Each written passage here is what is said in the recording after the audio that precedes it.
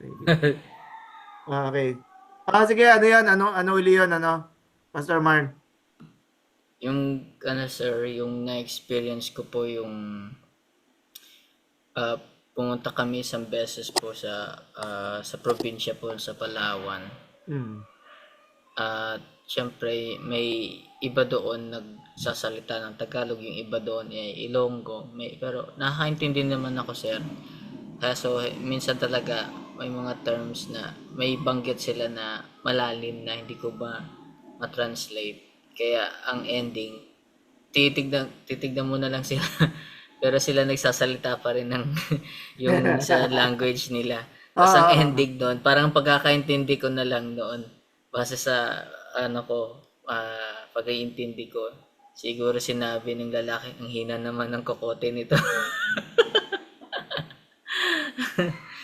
Yung ganong experiencer na bilang isang ano itik o ethic na na yung ma-experience mo yung ganon parang syempre hindi mo alam kung anong isasabihin mo o isasagot mo din. Yun po, yun lang yung ma-experience Hmm. ko lang na Hmm. ganon po sir. Oo. Sige, thank you. Si Abby, nagtaas din ng kanyang virtual hand. Sige, Abby. Sir, yung sa akin po, sir, kagaya din nung kay Pastor Marl, pumunta rin kami sa province. So, sa Guimaras po yun. Gimara, And sige. parang third time ko palang pumunta yun eh. First time, grade 7, and then grade college na, second year college, and then last year. So, ayun, parang totally hindi ako familiar talaga sa language nila. Kumbaga, yung mga alam ko lang is yung mga parang kalokohan kasi mga kung nilalaro basketball, parang niloloko-loko nila. And ayun, siguro sir, sa basketball kasi yun eh, parang ang hinahon ng boses niya, pero yung pala parang nagkakainitan na. Gano'n. Oo. Hindi ako aware kasi hindi ko naman alam talaga yung language nila. So, yun, sir. Oo. Sige, thank you. Thank you. Yung sa ano na yun, yung sinabi mo, B, tsaka Marl, naalala ko yung isa naming close friend, pala yung family nila close sa amin. Nagpunta siya ng Canada. So, yun, nauna yung wife, kinasal sila sa Pilipinas, nauna yung wife niya sa Canada, and then sumunod siya. As sumunod siya, ang nag-announce yung captain ng eroplano na nagkakaroon daw sila na parang description lang tungkol dun sa hangin, no? Siya, wala siyang pakialam. Yung pala para dun sa mga ibang mga taga-Canada, delikado na pala yung lagay nila, pero siya wala siyang pakialam. Kasi nga ganoon na napakalakas pala ng hangin na tinutukoy noon, ano. So ganun yung mga nangyayari. Kagaya niya yung kay Abby, nagkakainitan na pala. Siya hindi niya alam, akala niya masaya pa sila naglalaro doon, di ba? So, okay, sige, sige, thank you. So, still, no, with the IMIC perspective, yan, Murchison explains that as a qualitative evaluator, I become yung italic sa kanya, hindi sa akin, no? I mean the bold letters, no? Emphasis. The research instrument, and as such, we should consider the impact of the researcher on the actual data collected. So, merong IMIC, ibig sabihin, there is an understanding of the culture from the inside with insiders. Pero, yung evaluation from a person from outside allows the people inside to see it na kung paano rin sila tinitingnan from the outside. No? It's not, kaya ano yun, siguro, ganun din dun sa mga example na sinabi ni Pastor Mal tsaka ni Abby, na na yung feedback coming from the outsider, yung itik, pag nagsalita ito, hindi necessarily to just make harsh comments or to insult, no, yung mga insider, kung hindi para rin magkaroon ng imagination yung mga nasa loob kung paano ba paano ba tayo tinitingnan din ng mga outsider. Of course, yung concept naman din ng introspection, mahirap din naman yung lagi. Introspection is something that no, yung tinitingnan niyo yung sarili niyo, self-examination. Mahirap 'yon kasi doon sa mga previous discussions natin about Spanish colonial, 'di ba? Spanish colonial heritage at saka yung sa Americanization. Ang evaluation agad when we look at sa past histories is sila yung superior, 'di ba? Sila yung superior, sila yung may kultura, sila yung may kayamanan, 'di ba? No? So, pag sinabing kayamanan, naka-monetized, no? Pero, pag titingnan mo sa colonial history, lalo na nung panahon ng mga Espanyol, di ba? Ang pinagkukunan naman nila yung kayamanan, yung natural resources ng Pilipinas, kagaya ng gold, silver, copper, no? Meron tayong copper. Hindi ko lang alam kung may tungsten din tayo, no? Kuya Jim, no? Kung may tungsten tayo sa Pilipinas, mga ano, mga mga napakamamahaling mga materials to, no? And then sasabihin nila mahirap yung bansa natin, 'di ba? Na ano. There is really this ano no, yung meron tayong past na colonial structure na nagiging reason kaya ah merong mga outsider na ang tingin ay mas mataas ang tingin nila sa sarili nila, 'di ba? At ayun yung tinatry natin na ano ma-recover natin ano. Tinatry natin na subukan na ma-recover dahil sa ano no, of course, looking forward dun sa end ng ating course, it always goes back na ano no, yung kung paano tayo tinitingnan ng Diyos, no? Kasi hindi lang tayo contextualization dito, we are a Christian contextualization. Ang impetus natin for doing these studies is because we want to give glory to God by participating in the Great Commission, di ba? At hindi naman natin kailangan na mag-mission internationally, no? So, abutin natin yung mga kababayan natin given that it is to us, no, that yung burden of understanding the needs ng isang particular culture was given, di ba? So, ayun. So, ethnographers and qualitative evaluator oftentimes keep journals throughout their research to help them understand how their own state of mind might impact data collection. Taka lang, no?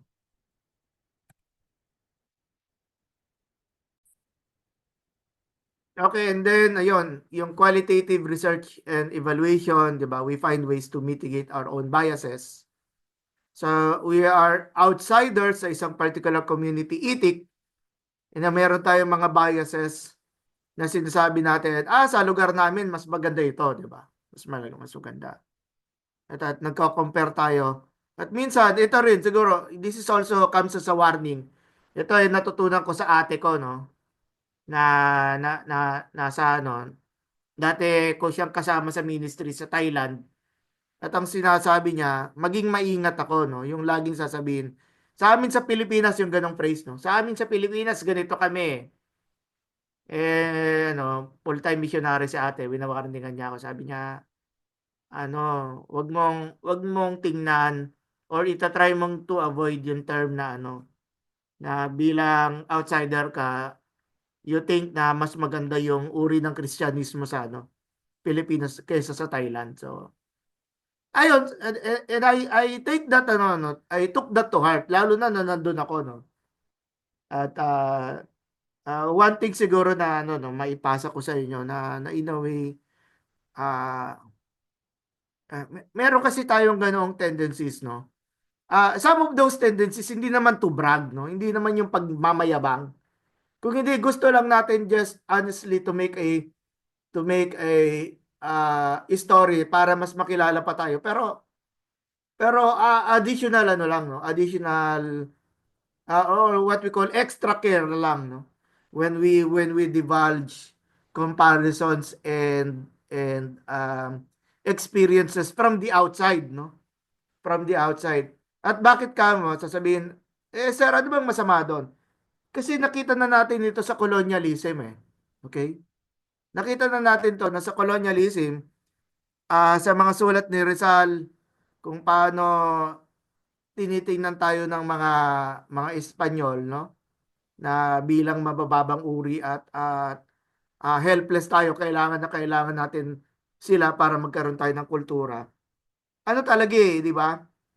Ah, dagdag na respeto na lang, no? Dagdag na respeto para sa mga lugar na ating inaabot, no? Alam ko right now it is already ringing a bell, no? Kasi tayo ay nagma-migrate, no? Tayo ay nagmo-move from one place to another. At ano 'yon, yung lalo na yung kunyari dahil sa ministry, no? Dahil sa needs ng ministry napunta kayo sa PTS, and then dahil sa needs of ministry na-assign kayo sa isang particular na lugar, ah na maaring you are uneasy with, no? Uneasy. Ano na lang, payo na lang bilang kuya, kamanggagawa, no? Eh, hindi kasali si Kuya Francis kasi siya yung mas matanda. Payong kapatid 'yon, payong kapatid. Ano no, mahalin natin yung mga ministry, no? Kung tayo ay nai-assign sa isang lugar, 'di ba? Kasi ako nakailang ministry ako na ano, hindi nakailang ministry baka sabihin palipat-lipat si pastor bad yan, bad. Hindi ganoon. Yung mga ministry na kina-assignan natin, mahalin natin, may dahilan lagi ang Lord kung bakit tayo teka lang, nagpe-preach na tuloy ako Ayaw ko pa naman na nagpe-preach dito. Sige na nga, tuloy tayo. Ayan, sige. Ito yung yung mas magiging, ayan, napapangilin si Sir naman nagpe-preach. Hindi, sige. Mga konting na lang. Kasi just last September. No? Teka lang, iyan ako. Hindi ko ulit ito sasali. Hindi. Ano na lang, glory to God na lang. Last September, na-assign ako na youth pastor dito sa yung inattendan ko church dito sa Tansa. No? At that is a result of praying, no, kami ni Hazel. Ate Hazel nyo, pinag-pray namin yon. And then, pinakita rin sa amin ng Lord yung mga needs sa youth ministry. At ano yun, ano pa ba? Yung youth president nila, that was mga June or July, nagsabi na pinagpe-pray daw ako bilang youth pastor. So, we took it. Kaya sinasabi ko ito kasi masaya ako. Masaya kami ni Hazel to minister with mga generation, mga marami dito high school students, no? High school students, a couple of college students, and then very few na young professionals, no? Ganun lang, no? And then inuulit ko nga, no, kung tayo ay reassign sa ibang mga ministries, no, we take it to heart na yung ating contribution. Okay, this is a book review of Richard Niebuhr's Christ and Culture, which will be the bulk of our discussion for today. This is an old book, nakita niyo naman 1951. At dumaan na ito sa maraming mga we shall call criticisms and responses, no? May mga books na nag-respond na rito. Pero dahil sa ganda, ako nagagandahan pa rin ako dun sa classic presentation ni Richard Niebuhr.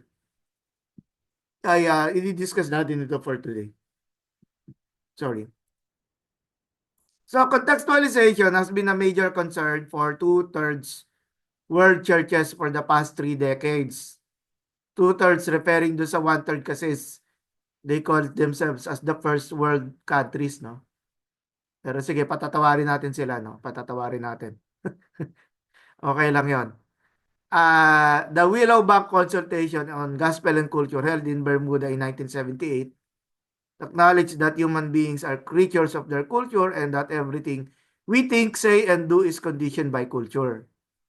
Thus, the gospel has also been conditioned by history and the cultures in which it was written. There is no such thing as a pure gospel. That is a free-floating word somewhere that is not somehow incarnated in a human culture or language. From Doc Mel Bamagay. So, on Christ and culture, di ba, Niebuhr's work begins with definitions. Who is Christ? He is the New Testament figure crucified and raised from the dead, the one whom Christians accept as their authority. Just to be clear sa'yo na pare-pareho yung ating Christ na tinutukoy dito when we define. Belief in Him, yun yung the essence of Christianity. And loyalty to His cause involvement in the double movement from world to God and from God to world. No? Let me repeat that. No? Double movement from world to God and from God to world. Okay? So, dagdag na clarification. World to God, it is sa context ng discipleship, bringing the people back to God in repentance, in worship, at in submission. Of course, submission kasi hari siya no? Hindi pa pwedeng tinanggap mo lang si Jesus. Gusto mo maligtas pero wala dun yung lordship, no? And then the other one is from God to world. Okay. So hindi nagpadala ang Lord ng mga angels, no? Para sila yung magsagawa ng discipleship, no? From God to world, and again our merits and authority comes from the word of God, di ba? And which is why there are seminaries established, no? From God to world. So we bring the message of God to the people, no? And so what is culture? So kanina kasi that very obvious naman, no? The title is there sa heading, Christ and Culture. What is culture? It is the social life of humanity. The environment created by human beings in the areas of language, habits, ideas, beliefs, customs, social organization, inherited artifacts, technical processes, and values. Marami ito, pero I want to zero in dun sa inherited artifacts, okay? Inherited artifacts. One of the things na pinag-uusapan na yung yung when I was in Kapul Samar, one of the last things na napag-usapan namin doon is about treasure hunting, no? Ngayon, if you want to, you look at the island of Kapul, doon na lang sa inyong mapa, no? Sa Philippine map, Northern Samar siya, which is looking towards the Pacific Ocean. At merong doon, merong lighthouse doon, no? Merong lighthouse. So dumadaan doon yung mga ships from Mexico, particularly sa Manila Acapulco trade, no? At sinabi din ng dahil dinadaanan 'yon, ang isa raw sa kapanahonan noon, may panahon noon sa Kapul na kung saan ito raw ay parang nagiging treasure hunting, no? Lugar for treasure hunting. So, hindi ko masyadong naintindihan yung ibig sabihin noon. Pero yung isang nabanggit din yung tungkol sa yung mummification, no? Sa mummification ibig sabihin, of course I do not know whether the story is true kasi wala namang photos or what. Pero meron daw yung yung parang yung ibinabaon yung paraan ng paglilibing, no? Siguro yun na lang yung term, paraan ng paglilibing doon sa lugar na iyon. And unfortunately, ang ang nagiging cause daw ng description or ng conflict is that meron daw naka-discover ng isang artifact sa pamamagitan ng mga paghukay, di ba? Hukay-hukay. Istorya kasi, sorry, this is just no, second-hand information, no? At doon daw sa paghukay, yung bang parang siguro inaararo yung lupa, nakakita at yun sinikreto, no? Yung whatever na yun na doon. So again, ang si Sir pala nakikinig din sa Marites, no? Bigla ko naisip ko nga. Sa Marites ko to nakuha, no? So no. Yung sabi ng Marites, raw yon, yung para daw siya isang siguro yung no, yung parang box, no? Yung box tapos nakabaon doon sa box na yon ay isang patay. Pero yung patay na yun daw ay matagal na panahon na raw, no? So which means yung nakahukay sila doon ng isang nakalibing. And ang problema nga lang ay hindi diniretso sa municipal government, no? So naging treasure hunting siya. At ang naiwan doon yung para daw pinaghukayan na lamang. So kaya ko ito binabanggit kasi very important din pati yung mga inherited artifacts. When I was also there sa municipal hall, nalaman ko na lamang na meron din palang mga item na naka-display ngayon sa National Museum, no? Galing sa lugar na 'yon. Okay? Well, simula nung ako ay bumalik, that was June, until today, hindi pa ako nakakadalaw ng ng National Museum to do an investigation, no? O tatanungin ko doon sa yung namamahala, doon sa curate, kung ano nga naman yung mga items na na napulot o na nahukay dito sa no, sa Kapul Samar na naka-display ngayon doon sa National Museum. So, again, nagbabanggit lang ako, no, kasi ang tendency kasi when you're reading a book is parang ang bilis lang natin basahin, ano. Yung kagaya nito, yung mga lines na to, no. Sasabihin niyo sa akin, sir, alam ko na naman yung language, habits, ideas, beliefs, and customs na yan, ano. Pero, ayun, kagaya niyan, meron social organization, di ba? Sa social organization, again, ang ganda sana kung ma-confirm ito niya na yun, dito. Si Pastor Sasio kung ma-confirm niya, no? Yung mga alaala ng mga huli kong punta sa no, yung malapit sa Mamburao, no? Yung doon sa mataas na lugar doon sa Mamburao. At yung yung mga chieftain, yung mga matatanda doon sa isang partikular na lugar, no? Sila ang gumagawa ng decision, ano? So which means pinag-uusapan nila 'yon. Very interesting lamang, syempre. Ako hindi naman ako nakakaintindi at personally hindi ako naka-witness, no, ng isang yung merong mahalagang usapin na yung mga matatanda ng lugar na 'yon ay gumagawa ng isang desisyon na kung saan ay naapektuhan ang kanilang kabuhayan, di ba? Well, sa ating lugar dito kunyari sa Cavite, nakakakita na tayo niyan yung barangay, yung mga usapan ng barangay, di ba?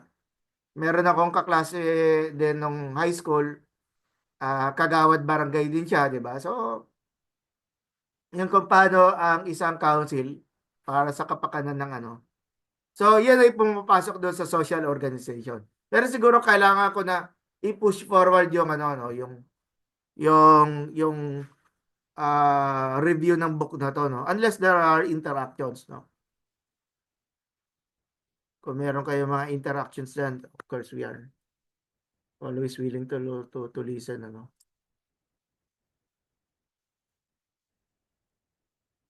Okay, next slide. Ito yung outline niya, no, yung sa work ni Nibor, no? Una yung Christ Against Culture, pangalawa Christ of Culture. Tapos merong Christ Above Culture, meron din Christ and Culture in Paradox or nagkakaroon ng synthesis itong dalawang to. The fifth one, Christ the Transformer of Culture. At siguro sasabihin niyo, ang ganda, very attractive yung fifth one, no? Attractive yung Christ the Transformer of Culture. Pero again, be careful, no? In fact, ito yung magiging bagay na dapat kayo ay maging careful. Kasi maaari nga sabihin niyo, sir, dito ako sa number 5, Christ the Transformer of Culture. Pero ang resulta pala pagbabalik pala sa Old Testament yung no? Yung pamamaraan, yung application na ginagawa ninyo sa church and in some cases baka counterproductive ang magiging resulta, no? Pag dumating isang araw, mapunta ako sa church ninyo, no? Feeling ko nasa Israel na pala ako, no? So, how I wish makarating ako sa Israel. Pero wag muna ngayon kasi, no? Medyo delikado pa, no? Yung mga on peaceful occasions na naman. Christ and culture. So, dito, Christ's answer to the problem of human culture is one thing. Christian answers are another. Yet his followers are assured that he uses their various works in accomplishing his own. no? Various works. At very interesting kasi kahit yung mga buhay ng mga alagad ni Jesus, mula doon sa labing dalawang alagad, patungo doon sa pito, yung pito na pinili para na nakalagay doon sa Book of Acts. At pati yung yung mga humayo kagaya ni Paul and Barnabas, no? Ay iba-iba yung kanilang no, yung approaches nila. Pero yun nga, ang iniisip nilang approaches is to do the will of God, to fulfill the mandate of the Lord Jesus Christ, no? Iba-iba, isang mensahe, iba-ibang approaches. It is the purpose of the following chapters to set forth typical Christian answers to the problem of Christ and culture, and so to contribute to the mutual understanding of variant and often conflicting Christian groups. Siguro kaya nga rin na pag-aaralan natin to today. Though Jesus was a product of that culture, that referring to sa culture ng mga Hudyo during the first century, under the leadership of the Romans, no, Roman Empire, so that there is not a word of ethical or religious counsel in the Gospels, which cannot be paralleled in Jewish writings. Si Klausner, Judaism, however, is not only religion and it's not only ethics. It is the sum total of all the needs of the nation placed on a religious basis. At isang tinitingnan natin when we talk about Jewish culture is sa kanilang understanding, hindi separated ang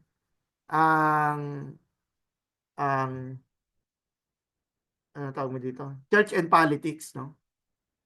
Para sa kanila, religion and government ay not separate.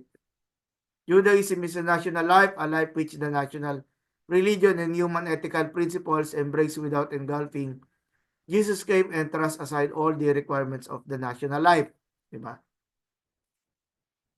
So, if you look at it from that perspective, no, ang perspective natin is Christ and culture, or Christ, diba?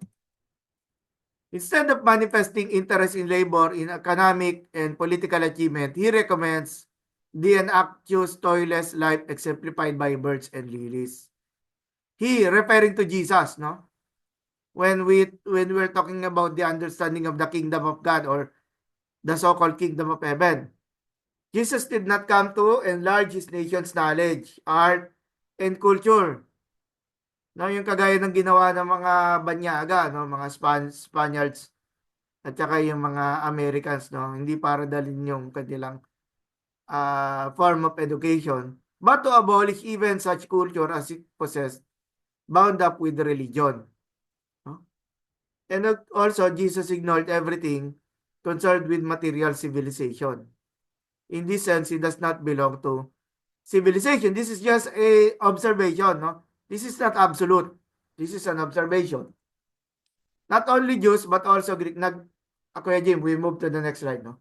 Not only Jews, but also Greeks and Romans, medievalists and moderns, Westerners and Orientals have rejected Christ because they saw in him a threat to their culture. No? Let's put it this way. A popular reason daw why Christianity is not accepted in different cultures and religions, especially sa major religions, they see, and even ideology, no? Ideology, kagaya ng mga communists, no? They see Christianity as not compatible, okay? Not compatible with their needs and emphasis. Yung mga paniniwala nila na gusto nilang bigyan ng pansin, no? And so, ancient spiritualists, modern materialists, we say ancient, that includes yung time ng mga Roman, nung beliefs during the Roman period, no? And even siguro sa medieval period, during the time or the reign and control of Constantine the Great. Especially do sa expansion ng religion elsewhere. Papunta sa Britain, papunta sa Gauls, which is the ancient name for the place of France, no? At sa mga Germanic tribes. Bakit nung mga unang panahon ayaw nila ng Christianity, di ba? They see it as a threat at a form of invasion. Na-i-invade, naaagaw, nasasakop. At pagdating doon sa part ng invasion na yon, merong mga parts ng culture nila na nagiging irrelevant or even condemned to be described as pagan, as superstitious, no, superstitious, o kaya naman ay demonic. Yung medyo malungkot yun na dahil coming from the outside, yung nakita nyo yung itik at saka imic dimensions, no, ay nagkakaroon ng clash of cultures to the point na merong nako-condemn, may mga people na nako-condemn, may mga elements na culture na hindi nare-respeto. So the same Christian attitude, however, arouses Marx and Lenin to hostility because believers do not care enough about temporal existence, no, to engage in all-out struggle for the destruction of an old order and the building of a new one. They can account for it only by supposing that Christian faith is a religious opiate. From the word opium o yung drug, no? Yung drug na sinasabi ng mga Marxist na ang religion daw ay pampalipas oras, no? Ano tawag mo yun? Pampaluwag loob. Siguro yung mas magandang term, no? Na ang religion or the Christian religion ay pampalubag loob para naman yung mga nasasaktan ay makalimutan nila yung problema nila. Ayun daw, ganun yung ganun kababaw, no? Yung understanding ng Marxism tungkol sa religion, mababaw lang. Pampalipas oras, pampalubag loob lang, no?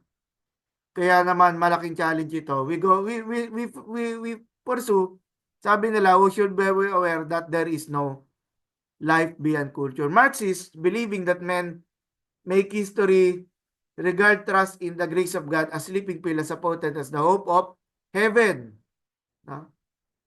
Na if you do this, magkakaroon ka ng reward sa heaven o kaya makakarating ka dun sa kingdom of heaven na yan. So nagiging from the perspective of the Marxists, itry natin lumabas, no? Kasi puro tayo Christians dito eh. From the ethic perspective, tinitingnan ito as a means to to conquer, to use authority, to be authoritative, to call people in submission. Okay? To call people. At sa mga Marxists, ayaw nila ng ganoon. Na yung religion ang magiging cause para tao ay magpasakop. No? At to the point na maging resulta ng araw ay quietism or tanggapin mo na lang. No? Para ikaw ay sumunod, tanggapin mo na lang. Wag mo nang labanan, wag ka nang mag-oppose. At in some degree na pag-usapan natin yung last meeting, di ba? Sa Americanization, no? Yun yung gustong mangyari. At kaya naman masyadong na-abuse, no? I just want to bring this a balance, no? I'm not against dun sa sinasabing yung be submissive to the authorities, di ba? That God has instituted. Hindi ako against it, pero kailangan magkaroon tayo ng re-evaluation of the attitude, since this was used by dun sa yung sa decree ng manifest destiny, no? Nagamit sa yung manifest destiny para makita daw ng mga Amerikano na meron daw silang karapatan to colonize the Philippines. And it's really sad, pero hindi natin tatakasan, no? Yung mga ganitong conversation. Hindi tayo magbulag-bulagan na nag-exist ito dahil nag-exist ito. And in somehow nabibigyan tayo by the same studies na ginagawa natin. Nabibigyan tayo ng chance to go out, no? Na tayo ay inik, tayo ay mga Pilipinos, pero by our studies, nabibigyan tayo ng chance to go out na tumayo naman tayo doon tayo sa itik at makita naman natin yung kalagayan ng mahal nating bansang Pilipinas, di ba? Using yung mga categories and analysis na ito. But Christ and Christians threaten the unity of the culture itong araw. Di ba? At both points. Sinabing both points. Una, coming from your culture. At ito yung mga outsider. Ang sabi nila, Christian sila. And coming from inside. Tayo ay mga Kristiyano. At tayo naman ay nagdadala nito patungkol naman sa labas. Kita nyo, class? Hello? Kung tayo ay mabigyan ng chance to do missions, ganun din ang malamang gagawin natin eh. Di ba? Magkakaroon tayo ng mga ideas, tayo ay nasa itik, dadali natin ito doon sa gansa. Itik at saka gansa, no? O kaya sa bibe, dadali natin doon sa bibe. Di ba? Yung mga ano natin, outside biases natin and to say na hari nawa. Ayan, gumagamit tuloy ako ng mga hari nawa tuloy ngayon. Sir, ano yung hari nawa, di ba? Sabi na, Kuya Francis, yung mga Gen Z, hindi na nata nila alam yung hari nawa, no? Na Kuya Jim, no? Yun. Hindi, napapakit. Meron namang ano. Ano tayo, no? We look at it na ano tayo, no? Marespeto tayo. Pero again, pupunta parang napupush forward ko na agad yung lesson eh. Kasi laging nandun yung naipit tayo sa dalawang bagay eh, na paano pa dati na-exercise yung authority. Kagaya niyan, yung usapin tungkol sa pagdidisiplina, di ba? Ano tungkol doon? Kasi kasama dito, pwede masyado natin iingatan na masaktan yung damdamin nila, wag na lang tayo magdisiplina. Okay, wag na lang natin i-exercise. Sa kabilang banda naman, sasabihin nila, ay, ayan na naman kayo. Hindi naman part namin yan eh, pastor eh. Yan ay galing sa labas. Hindi kami sakop niyan. So again, akala nyo madali magpastor, ano? Bigla pupunta ganun. Akala nyo madali magpastor. Akala nyo madali mag-aral sa seminaryo kasi nandun tayo. We are always confronted in making decisions. At yun nga sinasabi ko, we might come at lagi tayong nagtatalo kung ano ba talaga yung definition natin ng isang Kristiyanong kultura. Kristiyanong kultura. Di ba? So when Christianity deals with the question, teka lang. Again, you are free to interact, no? Kanina pa ako nag-aantay na magtatanong dito, no? No? Gumagawa na nga ako, ano, kung may, ano yan, tawag mo doon? Tumatawid na nga ako sa alambre, no? Gumagawa na nga paraan para magtanong kayo. Mag-interact. Sabihin nyo, tawagin ko na naman si Kuya Jim. Sabihin, Kuya Jim, baka isipin nila, paborito kita, no? Kasi, yung para doon sa mga reaction na to. Gusto natin ano,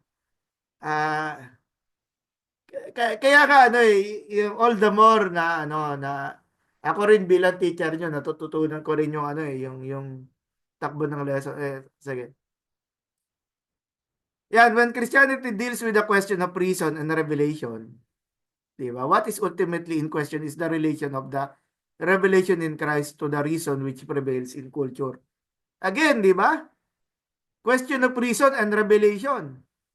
Magme-medical mission kayo, siguro. Ako naniniwala, marami sa inyo naka-experience na sa medical mission. No? Magkabila yun, ha? Yung kayo nagsasagawa ng medical mission, o kaya naman kayo yung tumatanggap, no? Tumatanggap ng medical mission. Pareho naman maganda. Pareho maganda. Pero pag papupunta doon sa usapin, di ba? Kagaya ng tanong ng isa kong naging kasama sa medical mission, sabi ni doktor, ginagawa daw ng doktor yung front act. Okay? Ulitin ko.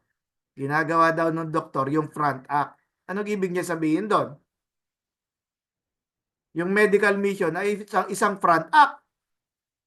Kasi preparation lang siya. Ang real na purpose doon is may pakilala si Jesus. Medyo nalungkot ako sa part na yon, okay? medyo nalungkot ako kasi para sa akin, yung ginawa ni Doktor, hindi lang yun front act. No? Para sa akin, that is an exercise of faith. No?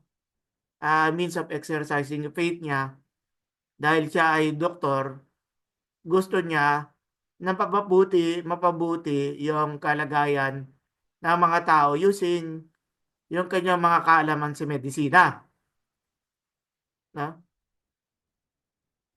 At yun daw, susunod daw ay papasok daw yung pagbabahagi ng salita ng Diyos.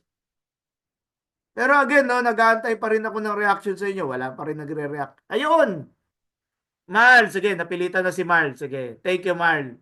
Sige. Ayan. Dahil po sa sinabi niyo, kailangan pilitin ang sarili. Ayan, Ay, pinilin ko. Yes. Thank you. Dahil pumayag kang pilitin kita. Ayun, sige. at ang observation ko, sir, doon sa nakwento niyo po na possible po kaya na marami na rin siyang na-experience na mission to the point na nagkaroon siya ng ganong realization. Siguro, makikita natin kung baguhan ka pa lang na missionary in the field of medicine, napaka-hype mo o bagig sabihin, ito talaga for mission yung ganon. But as ilang beses mong ginawa yon, as soon you realize o nagbago yung siguro yung may iba ka pang inputs, insights na biglang nag-pop up na ito ay itong medical mission is just for front, parang ganun yung naging resolution niya. But pero sasabihin niya, but the real thing is it's just a front yung medical mission, dahil ang pinaka-importante talaga is to dun papasok yung pag-share ng gospel or iba pa pong mga evangelism. So possible kaya na naging ganun yung output niya, kaya ganun din yung pagkakasabi niya, sir. Yun po, yun yung observation ko po. Yes, yes. Thank you, Marla. Kilala ko tong tao to, tapos recorded pa. Possible ka dyan sa ano na yan. Very possible dun sa yung observation mo, Marl, about it. Sige. Ayun na lang. Pero thank you sa thank you na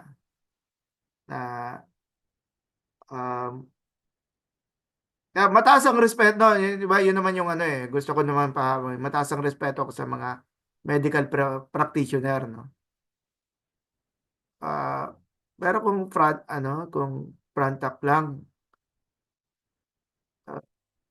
siguro, hindi, ayoko muna magbigay ng mga responses, no? Gusto ko marinig din yung reaction ng iba. O kaya sasabihin nyo, hindi sir, pakinggan na lang natin yung reaction nyo. Pwede, bakit pa ako nagtatanong? Ako rin pala sasagot na observe. Sige, pilitin na natin si Kuya Francis. Ikaw, Kuya Francis, sige. Pinipilit kita na sumali sa discussion. Sir, yung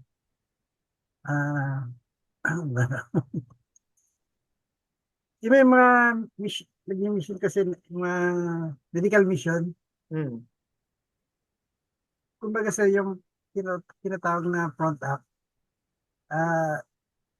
behind the pagkilos po nila, may mga kumilos na iba sa likod, na may mga mas malalalim na pagkilos, na yung ginawa po nila doon sa, kumbaga, sila lang yung nasa, sa main tawag dito.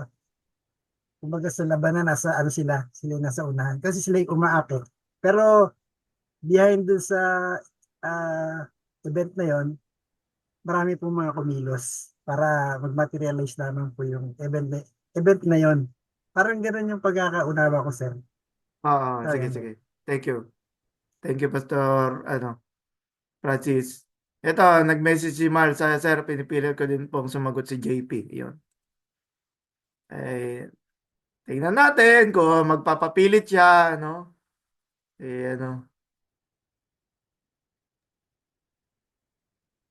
Okay. Hello po. Hello. Tinatanggap mo ba yung pagpapapilit ni ano? Ni Pastor Sasag Mark? Sige, sige. sasag Oh. sa akin, sir, yung about doon, yung about sa pagiging front up. Yun natin siguro, sir, hindi accurate yung salitang front up, siguro nagkamali ng bitaw ng salita yung nagsabi. Tapos hindi siya accurate, di rin siya necessary na sabihin ba. Hindi rin parang hindi necessary na i-describe mo yung ginagawa ng tao as front up kasi para sa akin, bagamat meron siyang ano talaga, yung purpose niya is for evangelism. Still, medical mission pa rin siya. Parang Hmm. hindi mo siya pwedeng sabihin na ah, kasi parang ang sakit naman nun para sa ano eh. Kahit kung ako yung doktor, parang ang sakit para sa akin naman na gawin mo akong ano, front up.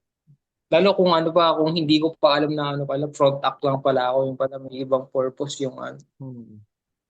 Sabihin natin na maganda naman yung ano, maganda naman yung evangelism eh, pero kung gagamit ka ng tao para sabihin mong gawing front up para mag-evangelize. Parang ano naman, parang off siguro yon. Pero Hmm. unnecessary siya, hindi siya necessary Sige, yung sige. yung salitang front, i-describe yung medical mission as front up.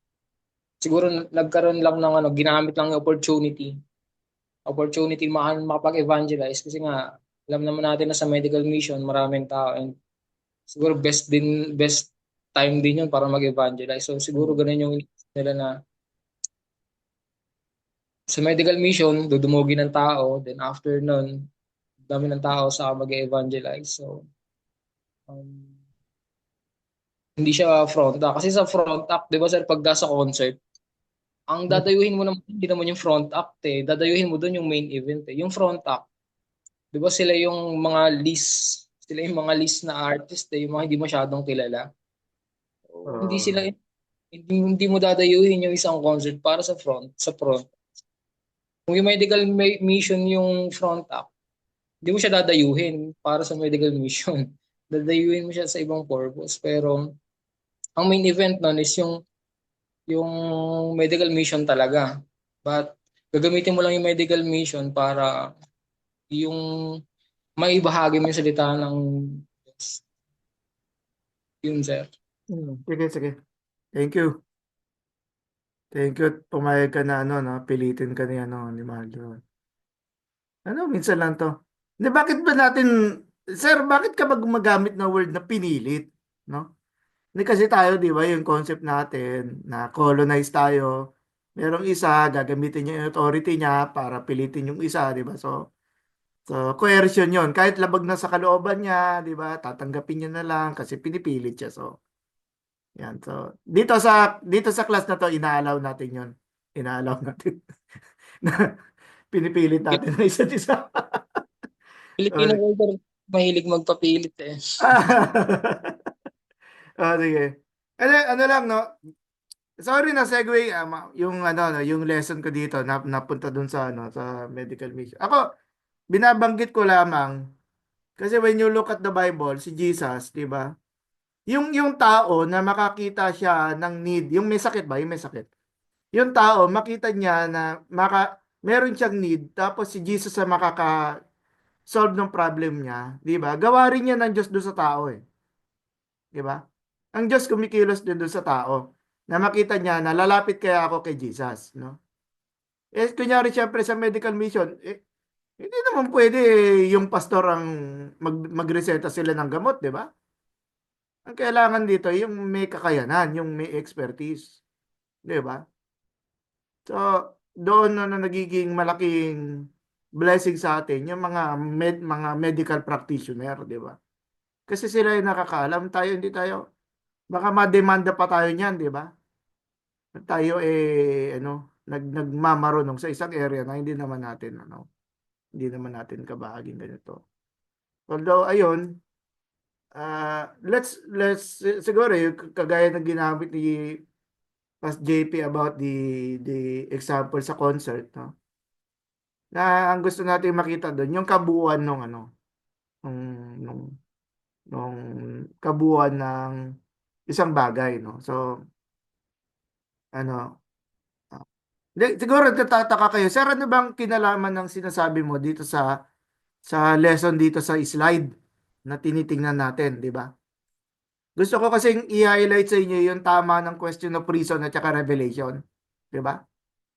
Yung reason, ito yung tendencies of people to stand with the scientific.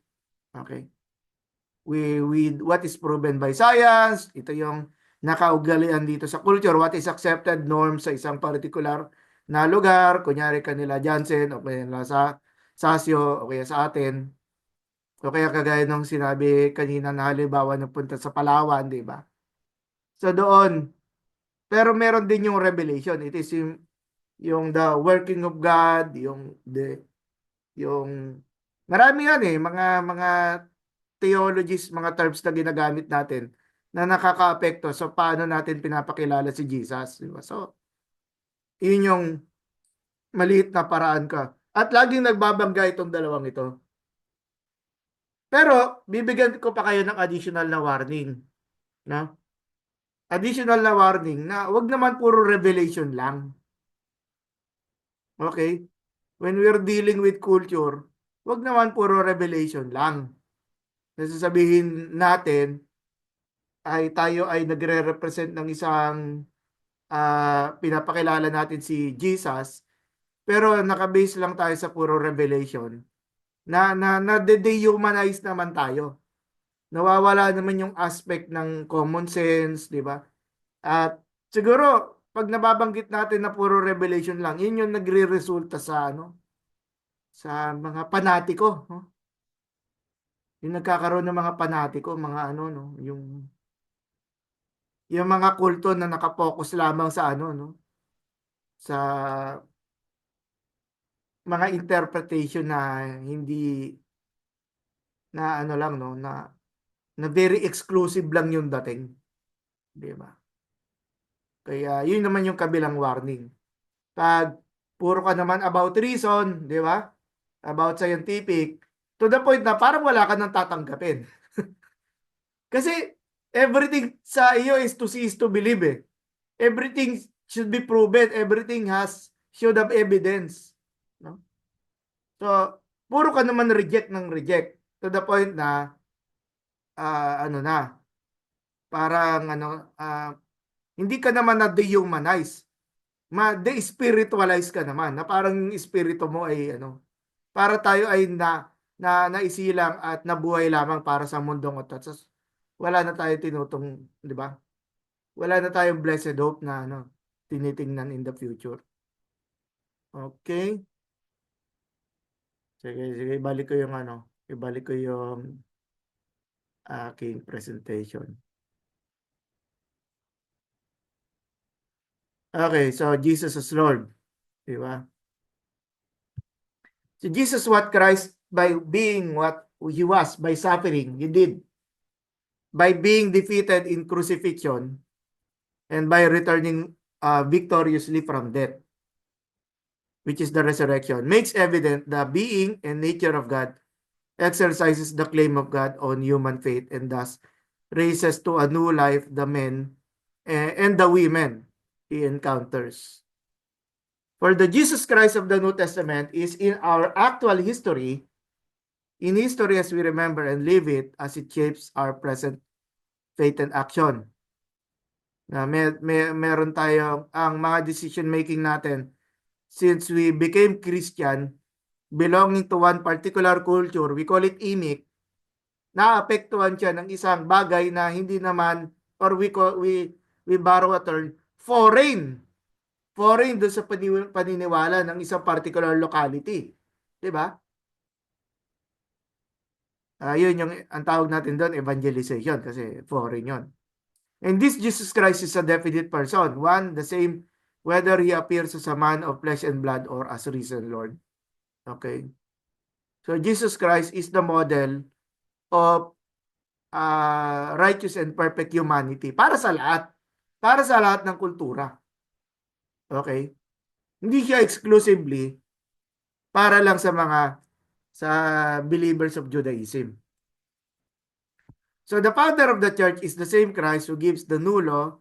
The teacher of truths about God is the same Christ who is in himself the revelation of the truth. Okay? So siya yung teacher, pero siya rin yung content ng teaching. Siya yung revelation, di ba? Siya yung word of God, pero siya rin yung communicator ng word of God. At kaya naman, that is also a way how the Apostle John reflected on the nature of Jesus Christ. He is the spoken word, pero at the same time, he is also the word that is being preached, no? Sa pamamagitan ng pangangaral kay Jesus, people become captured by the gospel message, no? At yun yung nagmo-move dun sa tao, no? Of course, people can reject, no? Can reject the gospel message. At when people say they reject the gospel message, along with it, they also reject Jesus as their own personal Lord. Okay? So the sacramentalists cannot escape the fact that the one who gives his body and blood is also the giver of the new commandments. Okay? The sectarian cannot avoid meeting in the ethical authority the forgiver of sins. Laging nandoon yon. Hindi natin, of course, we might be talking about contextualization here. Contextualization, pero ang hirap pero tulungan nyo nga ako as teacher. Kaya ba natin maalis ang theology sa discussion? Kaya ba nating ma-demythologize yung lesson natin about contextualization na apart from theology? O baka pinahirapan ko na naman kayo sa Sa yes or no. ano yung no? Hindi ko rin alam, sir. Ayun, kaya ay, mal, kasi merong no na hindi at saka merong no na ayaw, ha? So may mga no words of meaning pa yan, ha? Ano bang sabi niya? Yung no daw na hindi. Sige. Okay, sige. Sapat na siguro yun, ano? Sapat na yun. Ayaw ano naman magtawag ng pangalan, ayun. So, try ko lang po ulit. Siguro, sir, kapag at seminarian, tapos we remove theology, hindi context sa sa ating pinag-aaralan. Then, ano pa yung pag-aaralan na what is then the sense ng ang tawag dyan ng topics kapag yun nga yung very core mo bilang isang estudyante, you are a seminarian, so theologian, so papaano natin ilalapit yung salita ng Diyos through the use of contextualization, kung aalisin natin yung yung sabihin natin theology. Yun po. Yun lang yung parang, hindi ko siguro ma-point out yung... Sige, okay lang. Yes. But yun yung aking masasabi po. So. Ang magiging sagot ko doon, wala lang, usap lang tayo tungkol sa anthropology. And then babay na. Ganun lang yung mangyayari. Di ba? At tapos, at pagdating sa dulo, ano sasabihin nila, magaling tayo. Ang galing mo naman, alam mo ito, di ba? Pero ano natin, thank you lang, thank you. Actually, Pastor Mark, bumalik sa akin yung tanong, Bumalik sa akin yung tanong. Tinanong, nag-raise ako ng question. Kasi ako rin gusto ko rin intindihin no? Sige, pilitin natin si Kuya Jim. Kuya Jim, anong iisipin mo, Kuya Jim? Kaya ba natin nag-aaral tayo ng contextualization? Naka-on ako. Opo, narinig kita. Ayun, okay. Pastor, sa akin, sir, talagang pwede nating i-separate yung, hindi na tayo mag-usap ng about theology. Ganun, katulad ng sinabi nyo kanina, purely secular ang ating pag-uusapan. anything under the sun except theology. Oo, kasi anything under the sun pwede. Oo, katulad sir nung nasa isip ko kanina. Ah, Huwag mong kung gusto man kakalimutan. nilang isama yung theology, kung ang mga nag-speaker o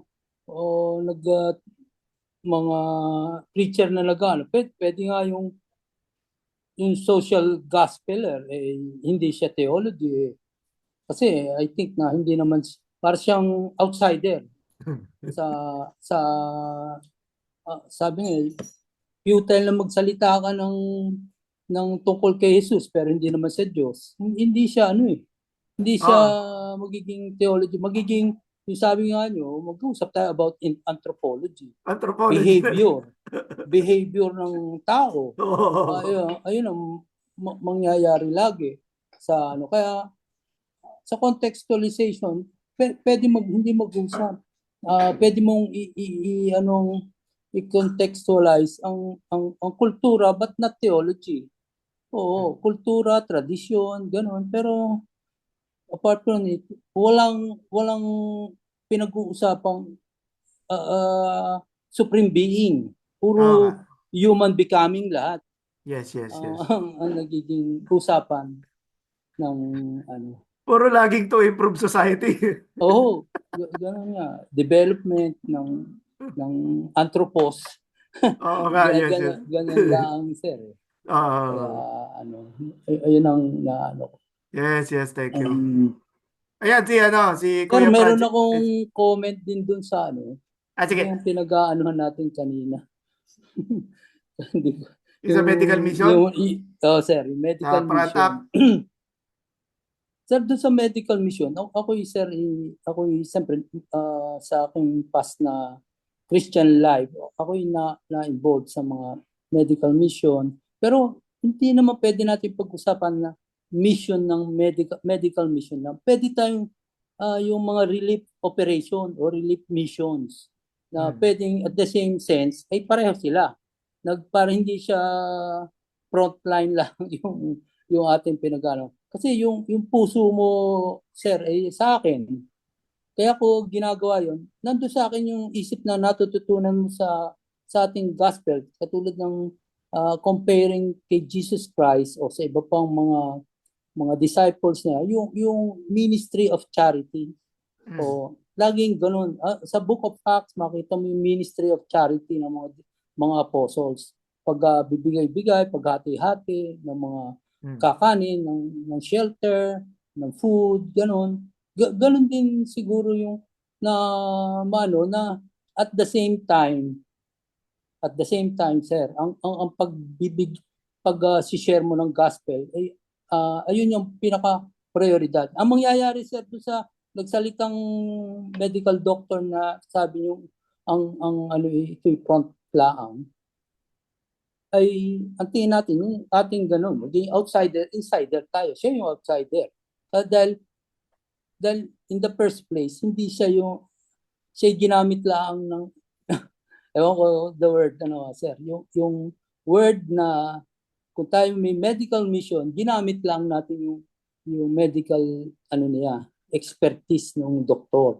Tapos nakikita niyo yung ginagawa natin na which is na tingin ko hindi siya Christian para ibigay yung mercy mission na yun. Yung mercy yun. Kaya tayo medical is about the love and mercy of God as a gift given to us. Na binibigay lang natin sa ibang tao. Sir, ayun lang nakikita ko dun sa doktor na yun, sir. Na nagbigay sa inyo ng comment. Thank you, Kuya Jim. Yes. Nagtaas din ng kamay si Kuya Francis. Sige. Kuya Francis, pwede ka bang pilitin? Naalala ko lang yung sa Book of Esther. Opo. Di po ba hindi na pag-usapan yung Diyos hindi nabanggit yung Diyos dun eh. Yes po. Kumbaga, sabi kasi kanina, pwede ba nating ano ba yung tanong kanina, sir? Pag-iwalayin yung theology tsaka yung aral natin ng contextualization. Apo, yung kagaya nun, walang nabanggit doon na Diyos. Pero makikita po natin doon na ah, ah, yung context, ano doon pa rin yung ano, patungkol sa Diyos. Wala nga lang yung salita ng Diyos. Mm. Parang ganun, sir. Parang Mm. pwede pwede natin i-contextualize yung ating pong gospel. ah, Kagaya po nung nangyari sa Esther.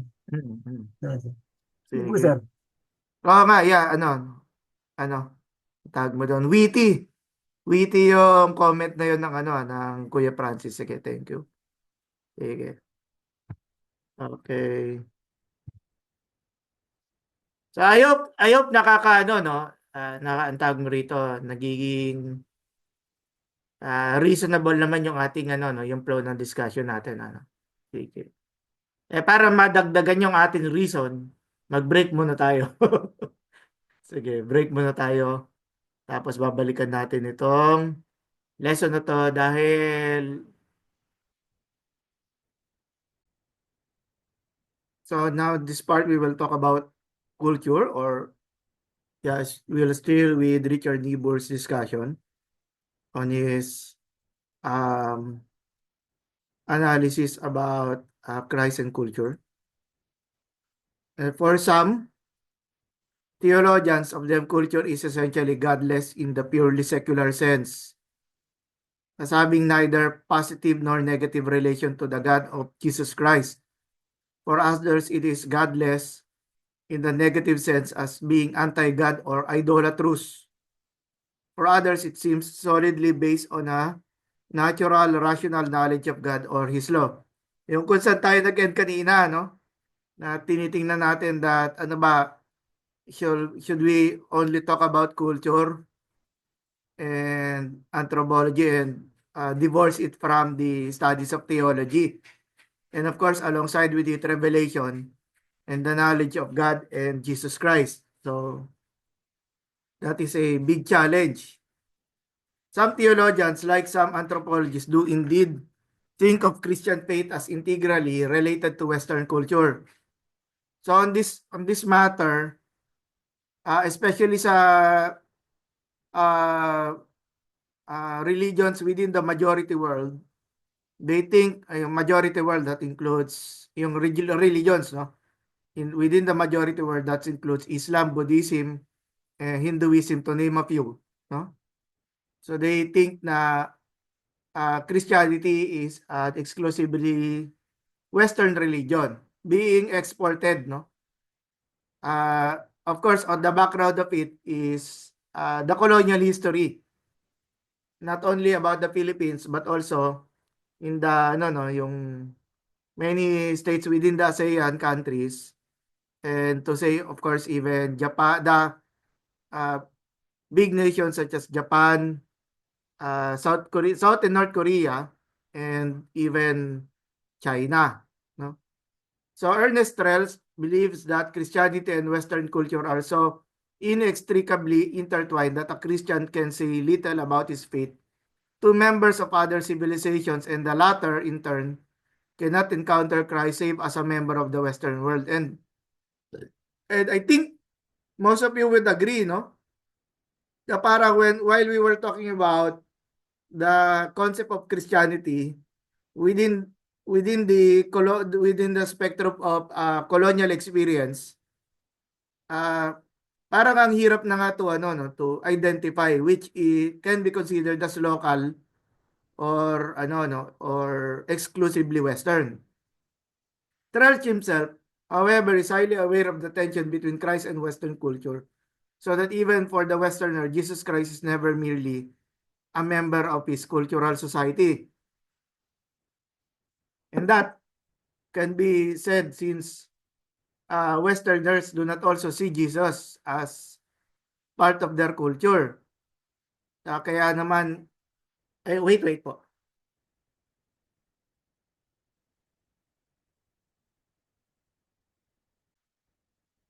Okay, so Terence himself, he is aware, no, that Jesus Christ remains to be an outsider. He is not European. And so, Ernest Terence is also aware that the Christian religion from which originated from Jerusalem, no, was exported to them.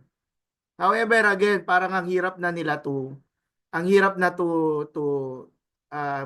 itemize, no, which is Western and which is not, which is exclusively Christian, no? It is especially arbitrary and confusing to define culture as though it excluded religion and the latter as though it excluded Christ, since the problems with which we are concerned are often most difficult in the realm of religion. Kaya nga, one of the departments was created within the academy is religious studies. Okay? They tried to avoid the term theology kung hindi religious studies. Okay? Culture is the artificial or secondary environment which man superimposes on the natural. It comprises language, habits, ideas, beliefs, customs. Yun, nakita na natin to kanina. Individuals may use culture in their own ways. Okay? Another way of saying dito sa first line na to, you and I, lalo na tayo ay nabibigyan ng chance ng Lord, ng church, at ng mga constituents natin to use their authority to analyze, identify, analyze, and of course, recreate culture. Kung kailangan natin i-redefine ang culture, we are also involved, no?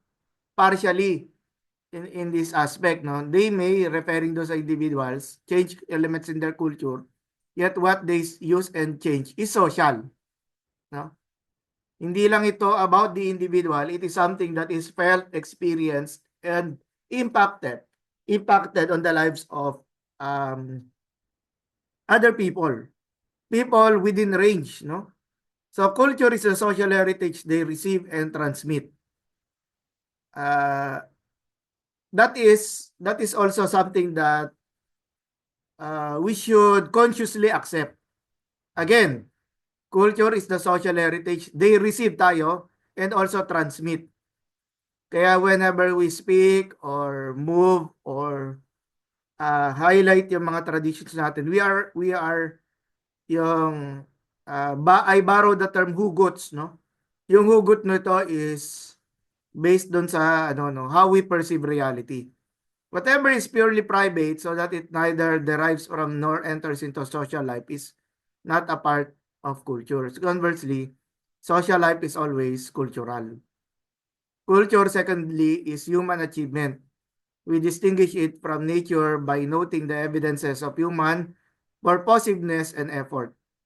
Culture is the work of men and women's minds and hands.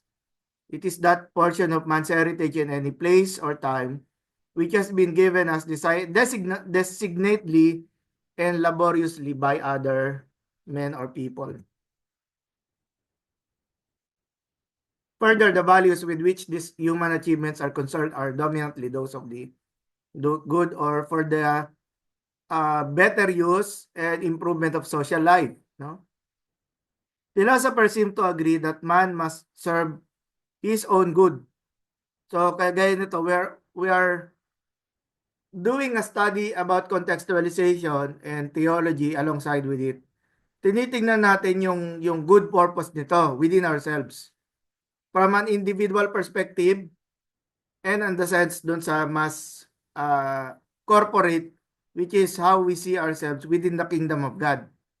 No, ang role natin and participation natin within the Great Commission. What is good is what is good for him. Diba? So merong bias na involved dito. Walang objectivity. Rather, puno-puno ito ng biases. It seems self-evident in culture that animals are to be domesticated or annihilated so far as these measures serve man's good, no? Okay. So there is on culture the conservation of values. No, kaya tayo merong mga tinatawag na a conservative camp, no? O kaya a group of people believing in conservatism or a set of conservative values. So the systems of laws and liberties, the customs of social intercourse, the methods of thought, the institutions of learning and religion, the techniques of art, of language, and of morality itself, this cannot be conserved. Lagi itong affected. Kaya nga, we need to understand it within context. Kaya nga yun yung yung the heart and motive of the course itself. Diba? This cannot be conserved by keeping in repair the walls and documents that are their symbols. Kaya pagdating sa later on discussions, merong mga evidences that are kept. Hindi pwedeng sabihin na ito ay pagmamayari ng Christianity. No? Ito rin ay pagmamayari ng isang grupo, kunyari mga public document, kaya nga siya tinawag na public eh. It is not the sole ownership of a particular entity. Kahit ang mga kababayan nating Islam or Muslim, they are also affected ng mga discussions at ideas that are created or what we call public documents. They need to be written afresh generation by generation on the tablets of the heart. Of course, ang isa pang means to balance the ideas is para hindi ito magmukhang isang Christian property. Okay? Kasi some sectors within society will be contesting or complaining to the point of at worst attacking pa, no? Inaatake pa nila yung what they discerned or understood as Christian culture na exclude sila. Okay? Thinking about it, nang naisip natin diyan yung kunyari LGBT community, no? Na kung saan it is always ito group na to always suspicious about conservatism naman within what we call Christian culture or on a broader scale yung Filipino culture. Finally, attention must be directed to the pluralism that is characteristic of all culture. The values a culture seeks to realize in any time or place are many in number, no? Kahit ang mga Tagalog, maraming uri ng Tagalog, no? At makikita mo 'yan within Cavite. Total, nandito naman kayo, no? Na isang lugar pero ang daming pagkakaiba yung mga Caviteño, di ba? And we were talking about it, for example, yung aking pastor within dito sa Tansa, maraming mga masasabi mo iba yung kultura ng mga natives ng Tansa doon sa mga kultura dito sa inattendo namin church na kung saan ay mga dayo. Kasama na rin po ang inyong likod, no? Hindi naman kami taga-Tansa eh. It just happened na dito kami nandirahan sa neighborhood at yung mga umattend sa particular church na tinutukoy, ina-attend na namin, galing rin sa mga iba-ibang lugar within the country, no? And so, each is highly complex, referring doon sa culture, no? Made up of many institutions with many goals, interweaving interests. The values are many partly because men are many. Men and women are many. And so, yung treatment ni Nibor following yung kanyang exposition, no? Ito nga po again, I want to point out, di ba, Christ against culture, Christ of culture, Christ above culture, Christ and culture in paradox, and then Christ the transformer of culture. So this one, the first answer to the question of Christ and culture we shall consider is the one that uncompromisingly affirms the sole authority of Christ over the Christian and absolutely rejects culture's claim to loyalty. At siguro para mas maintindihan natin yung sinasabi dito ni Nibor, it is possible that when the Spaniards came during the early 16th century, ang understanding nila ng Spanish culture is Christian culture. Okay? And it is nothing that is separated. It is something that they just simply believed it, no? Now what they were exporting, no, to the Philippines is not Spanish culture but rather it is Christian culture. Okay? Ano pa? The central interest of the writer, however, is quite as much the lordship of Christ is the idea of love. Indeed, Christ is the key to the whole kingdom of love. Again, yung concept of love ngayon ay reinterpreted, no, ng mga bagong generation. Yung kagaya niya sinasabi natin, the love described doon sa John 3:16 is different from doon sa term na love won, no? Or love wins, no? At nakalagay pa doon yung rainbow colored, no? Again, appealing doon sa understanding ng ano, no, ng or different ways of looking at love, no? From a Christian love or a love na describe nitong LGBT culture. And then a certain transformation as a result of the recognition that the first movement of love is not from man to God, but from God to man. Again, this is revelation, no? This is a result of revelation that yung first love came from God. God is the initiator of this type of love, and that the first requirement of the Christian life is therefore faith in God to receive the love that is offered by Christ, no? That is inseparable from the believing acceptance of Jesus Christ as His Son. And so when you believe in the Lord Jesus Christ, you affirm that you are a recipient of God's love, no? Hindi ikaw ang nag-initiate na you are loving God, na ikaw ang nauna. Medyo papunta tayo kay Pelagius dyan, yung conversation between Augustine and Pelagius. But again, I leave it up to you, no? Na ito naman ay something that is accepted, no? As again, gagamit na naman ako ng jargon, orthodox. The counterpart of loyalty to Christ and the brothers is the rejection of cultural society. So what is it trying to say here? What is Niebuhr trying to say?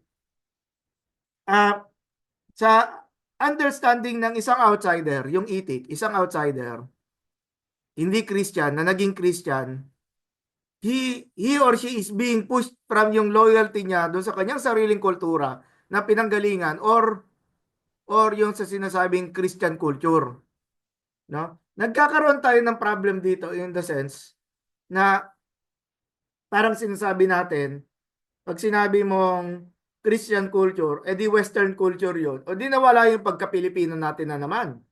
Di ba? So we are trying to reject our own heritage by accepting a culture that is from the outside. Ito yung Christ against culture, nililinaw ko.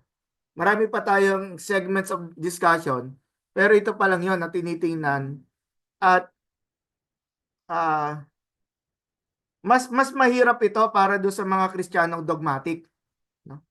Kasi yung isang Kristiyanong dogmatic, i-invite nila ang isang bagong believer at doon sa bagong believer na to, ipupush nitong dogmatic Christian na to na baguhin niya or in the sense yung kanyang dating pamumuhay, no, is worldly. So yung culture ngayon ay yung culture na kanyang pinanggalingan ay nababrand ngayon as evil. So yun yung medyo masakit nga lang. If you look at it this way, 'di ba? Save in two instances, the word world evidently means for the writer of this letter the whole society outside the church in which however the believers live, no? Ang hira, 1 John 2:15, do not love the world or the things in the world. If anyone loves the world, love for the Father is not in him. So, what are we going to do, di ba? Ano yun? Pumunta na lang tayo sa mga kuweba, di ba? Manirahan na lang tayo doon. At nagkaroon ng resulta nito, alam ni Kuya Jim ito, yung monasticism. Monasticism, kasi ang understanding ng mga monastics, yung mga friars, masyadong makamundo yung yung lugar na yung kulturang kanilang kinabibilang. Kaya sila, gumawa sila ng mga monasteryo na kung saan nandun na lahat, yung kabuhayan nila, yung farming nila, na enough na kahit hindi sila makipag-interact sa outside world, yun ang claims nila, mabubuhay sila. Pero syempre, hindi yun yung objective ng ating Panginoon. Still continue, that world appears as a realm under the power of evil. Ayun nga, it is the region of darkness into which the citizens of the kingdom of light must not enter. No? Doon lang daw tayo sa tama, doon lang tayo sa sa kaliwanagan. For example, yung hiramin ko yung example na ginamit ko yung dati kong pastor, na pag sumakay ka raw sa jeep, tapos makakita ka raw doon yung estatwa ni Buddha, no? Doon sa jeep na yon. Dahil nandun yung estatwa ni Buddha, bumaba ka na lang daw, no? Magantay ka na lang ng ibang jeep na masasakyan kasi yung jeep na yon ay nasasakupan doon sa espiritu ni Buddha. So, parang napaka babalik tayo sa mga mabababaw na Kristiyano na hindi natin maintindihan, di ba? At again, masyado tayong separatist. No, it is a secular society dominated by the lust of the flesh, the lust of the eyes, and the pride of life, or in Professor Dodd's translation of these phrases, it is pagan society with its sensuality, superficiality, and pretentiousness, its materialism, and its egoism. Parang punong-puno ng strong language, no?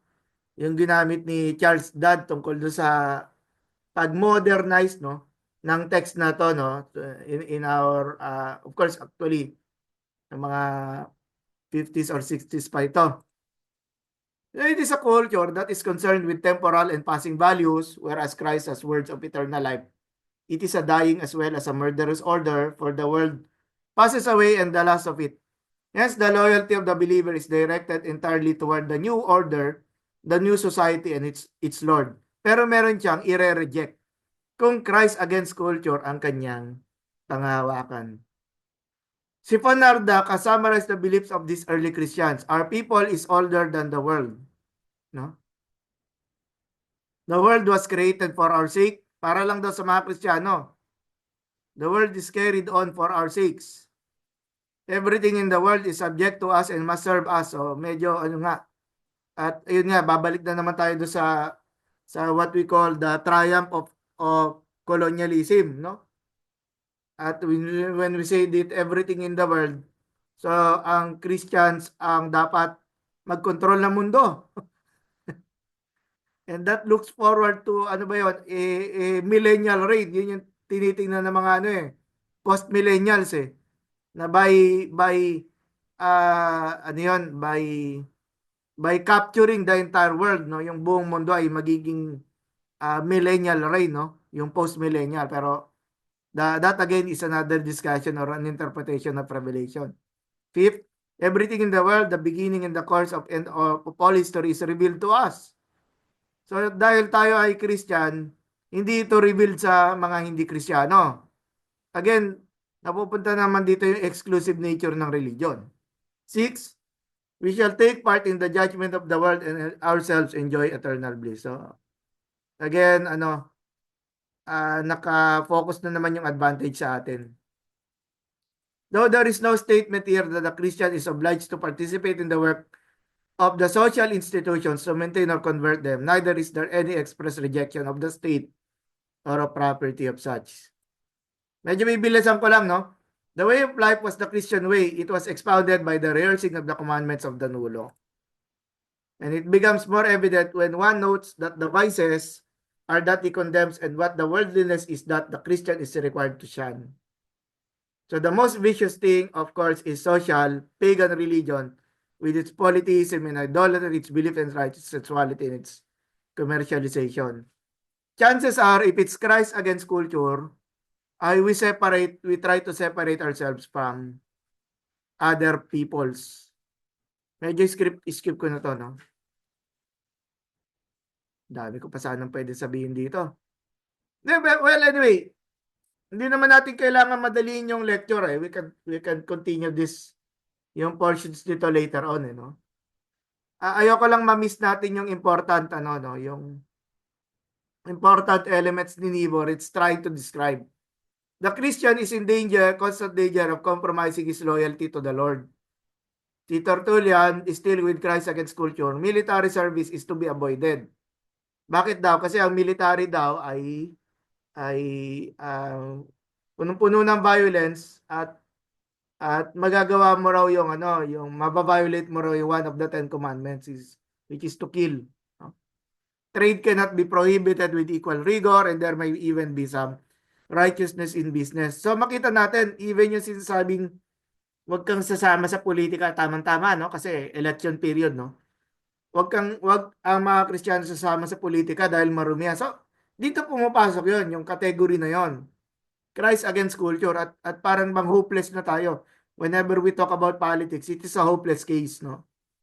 On philosophy and the arts, Tertullian said, away he exclaims, with all attempts to produce a model Christianity of Stoic, Platonic, and dialectic composition. Ang problema naman dyan, arts is a part of, ano, again, paano ba natin mapag-iwalay? Christian music lang ba? Huwag na ba tayo makikinig ng ng Hotel California? Di ba? Di ba? Puro na lang ba tayo Christian music? Pero ano 'yon? Pag nakakarinig tayo ng secular, ano ba, tatakpan na lang ba natin yung tenga natin, or hindi na ba tayo kakanta ng lupang hinirang? Bayang magiliw, di ba? Dahil sasabihin natin, hindi tayo kabilang sa kultura na 'yan, di ba? Are we going to live away with nationalism, di ba? Kasi iniisip natin we are of the kingdom of heaven. So wag na tayo makihalubilo sa uh, affairs which affect the Philippine government, no? We shall not undertake to describe how this motif in early Christianity was developed in the monastic movement. Medyo na-describe ko na to earlier, with its withdrawal from its institutions, societies of civilization, from family and state, from school and socially established church, from trade and industry. Eventually, of course, many sorts of monasticism arose. The Mennonites have come to represent the attitude most purely, since they not only renounce all participation in politics and refuse to be drawn into military service, but follow their own distinctive customs and regulations in economics and education. The modern Quaker shows greater affinity to the opposite attitude in Christianity, the one which regards Christ as the representative of culture. Stop ko muna dito, no? Kasi ang dami na nating na-unload na information. At ako I'm really tawag mo dito, willing to give some rest dun sa ating mga nakikita about this. But yung sinasabi dito ni Richard Niebuhr about Christ against culture is just a mere mere representative of his book. Okay?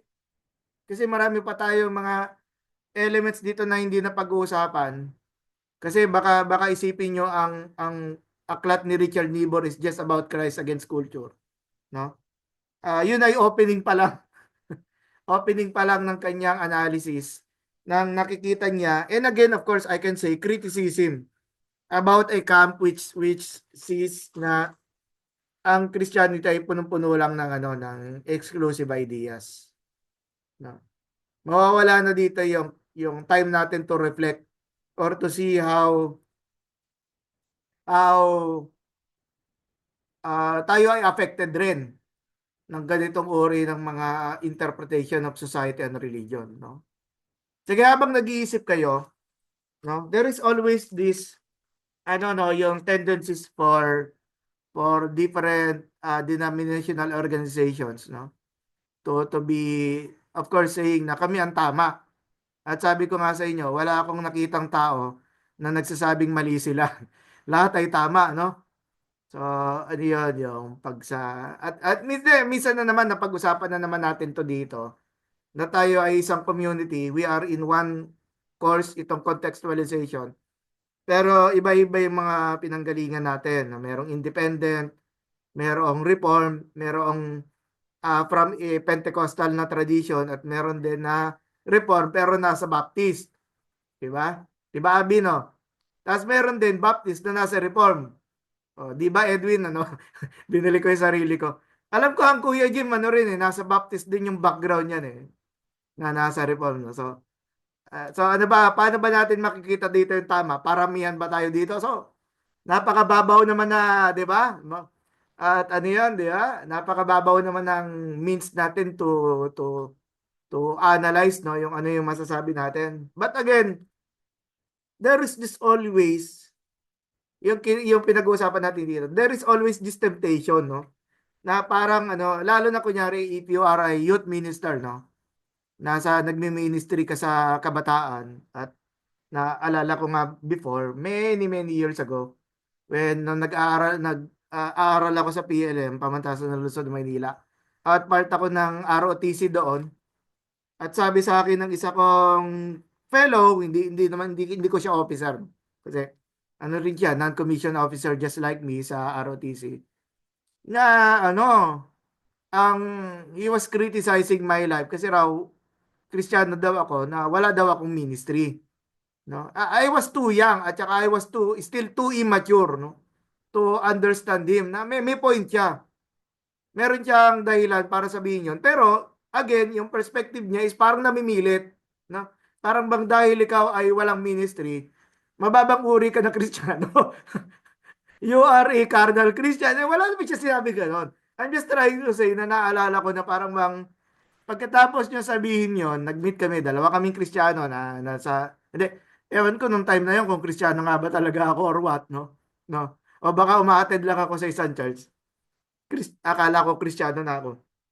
At napaisip kong gano'n na I felt uncomfortable din, no? I felt uncomfortable na, ano ba yon? Dahil ba wala akong ministry at sinabihan ako ng ganito, isang fellow na ano, meron ba siyang K to say na siya ay more religious or more spiritual than me? Which is always another case, kahit nga sa seminaryo, nararamdaman natin ito eh. Nafe-feel natin itong parang ano, even when, kahit na hindi natin to sabihin eh, nafe-feel natin itong ganitong sense na comparison, just like na ano bang equivalent nito pag mas maingay ka ba sa klase, mas matalino ka ba, mas mataas ba grade mo? So, parang ano eh, no? Parang lagi again, 'di ba? We are bound. We are bound to the cultures that we came from and cultures that we represent. At hindi rin naman mali yun, or let's say it can be natural in the sense na pag nakikita mo na na-overpower yung people group na nire-represent mo, parang ang chances mo syempre magpakitang gilas ka kasi ano eh, ayaw mong minamalit ng mga Tagalog, minamalit ng mga Tagalog yung ano niya, yung people group na ganyan, di ba? So that is the case at nakikita natin yon yung mga dynamics na ganito sa ating ano no sa ating churches, no?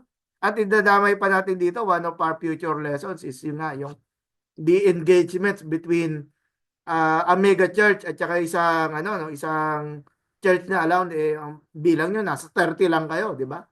30 lang kayo, nababawasan pa kayo kasi nagpupuntahan sa mega church. So, meron mga ganong engagement, di ba? Ayun, ano yung mga reaction nyo? Remember, Christ Against Culture pa lang yung ano, yung stage na kung saan binubuksan ito ni ano, no, ni Nibor sa ating usapin. I was not intending it, no, kasi akala ko itutuloy-tuloy ko lang yung lesson pero bigla kong naalala, nawawala yung time natin to reflect, nawawala yung time natin to discuss, to openly converse, and even for your in your part as students to even say na may mali doon sa lesson, di ba? That's also part of our learning, di ba? Sige.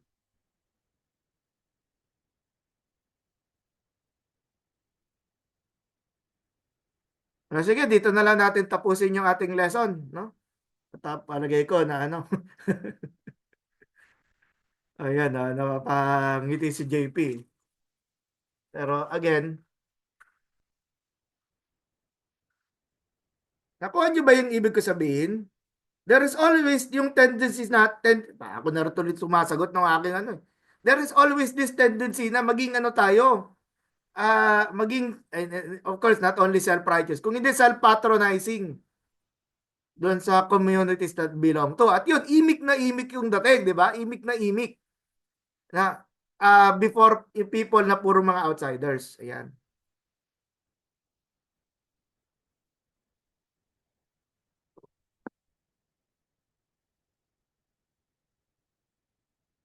Ayan, yan.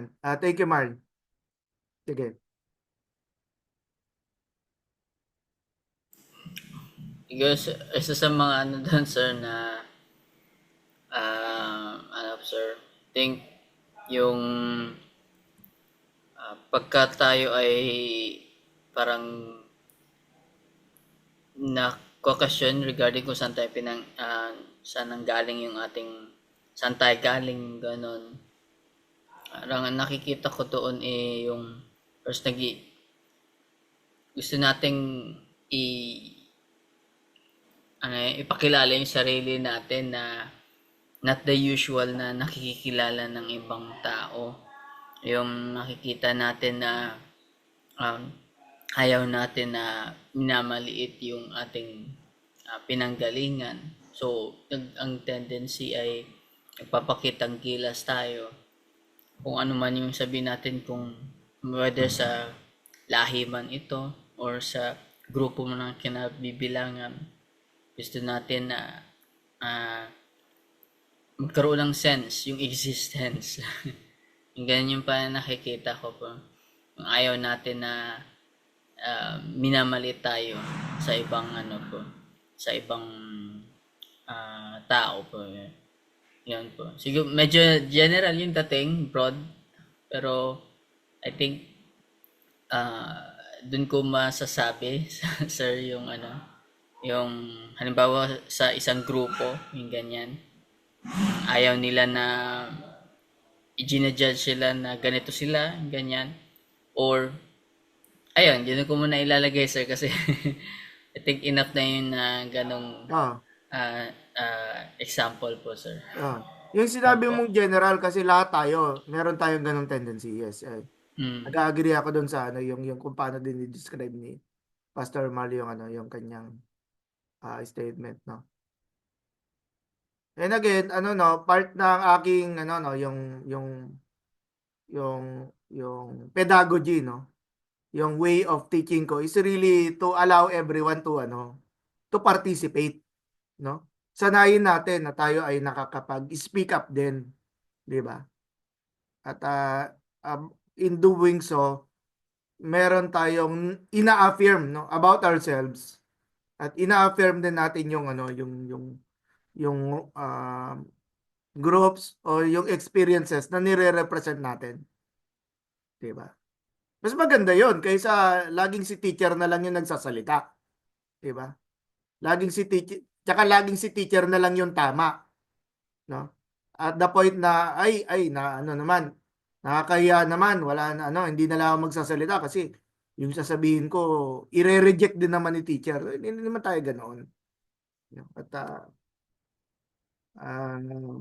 gusto natin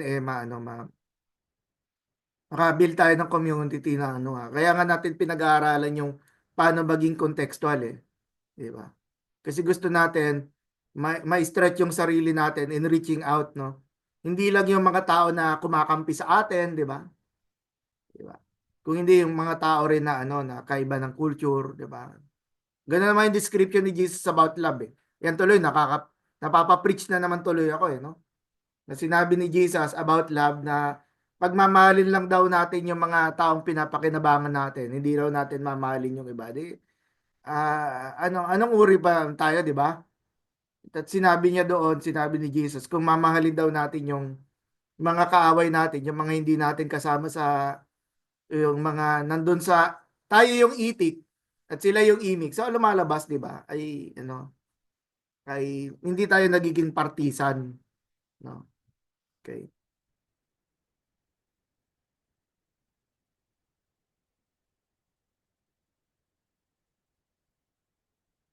Matawagin na. Tatawag na ako, ha. Jonathan, sige.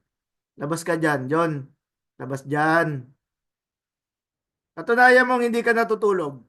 Kasi, Sige. ayun, yun, nagsalita. Hindi tulog. Sige.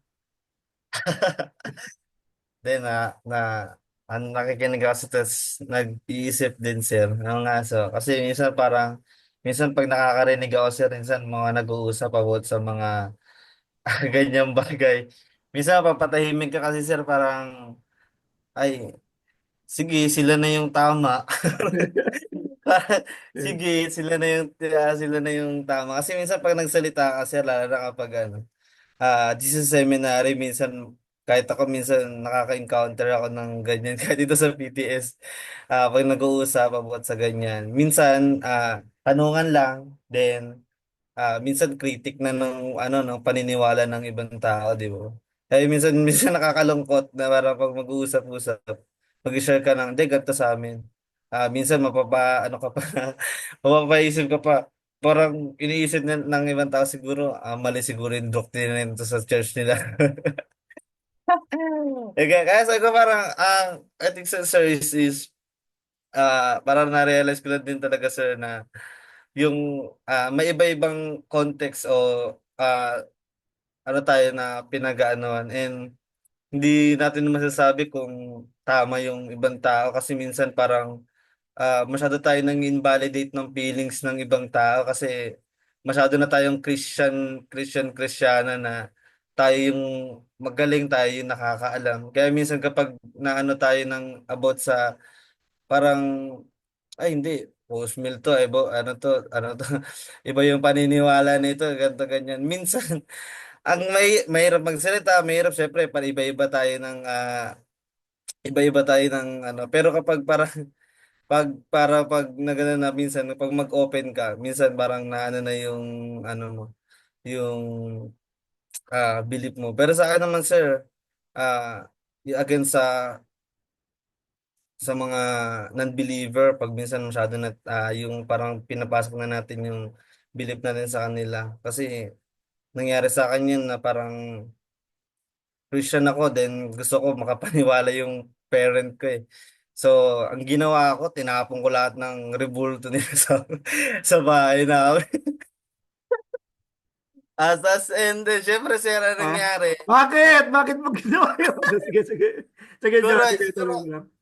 siguro dahil sir, siguro masyado akong naging kakabasa ko nung Bible. Sir, ay bawal pala ito, ganito, ganyan. Tapos nakalimutan ko, yung pamilya ko is sagradong Katoliko, para mga ganyan. And one time, parang nagulat na din ako, sabi sa akin, parang, yun, away, ganito, ganyan. And may friend ginawa niya rin daw na ganun sa bagay na tinapon niya daw dun.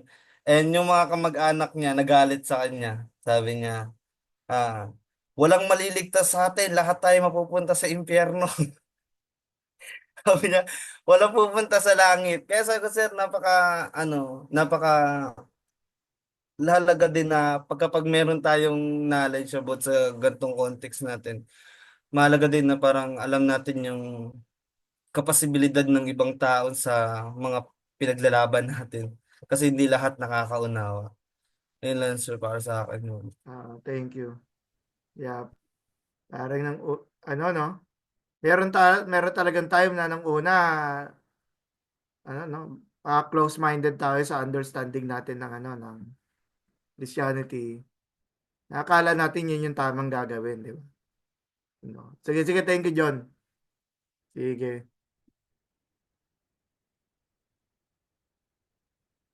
Anyone else?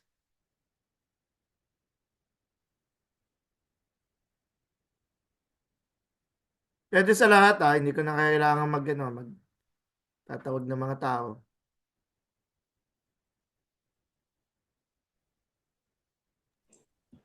Sir, Sige, Kuya Jim. Sige. may tanong lang ako, sir.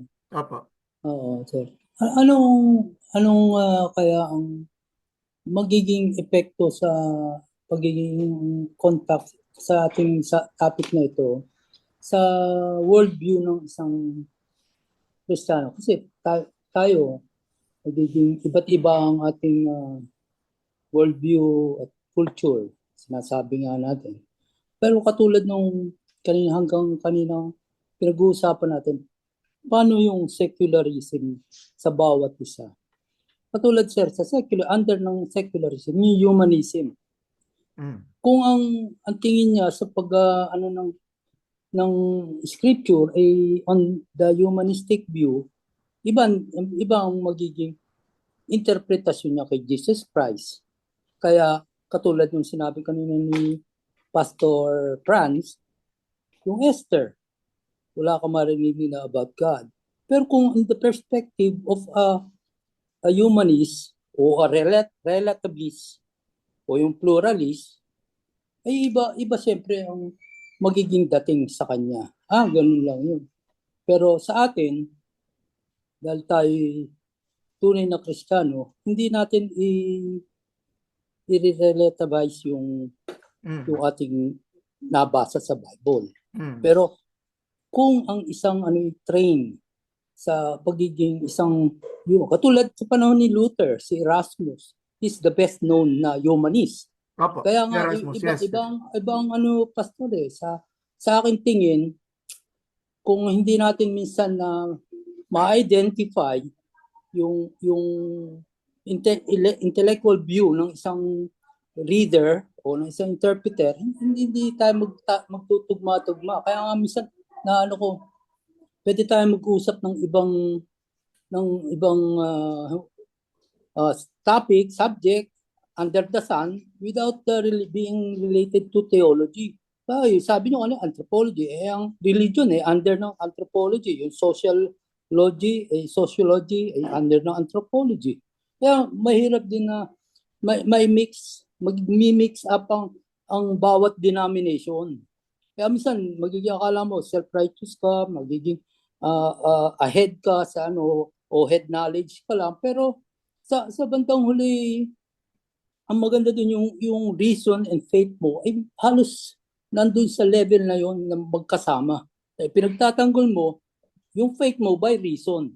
Ang reason mo is yung pagiging apologist mo na being a Christian. Pero ang nangyayari sa marami ay nagtatalo-talo sa without a basic reference na doon tayo magsisimula sa point na yon para ano ba yung si Christ, ano ba yung Christianity we're talking about. Yes, o kung iba't ibang ating reference point. Kaya mahirap din, pastor, na ganun ng mga views ng marami, lalo sa seminaryo na tama doon sa narinig ko kanina kay Jonathan. Ganun na nangyayari. Mag-ano kayo.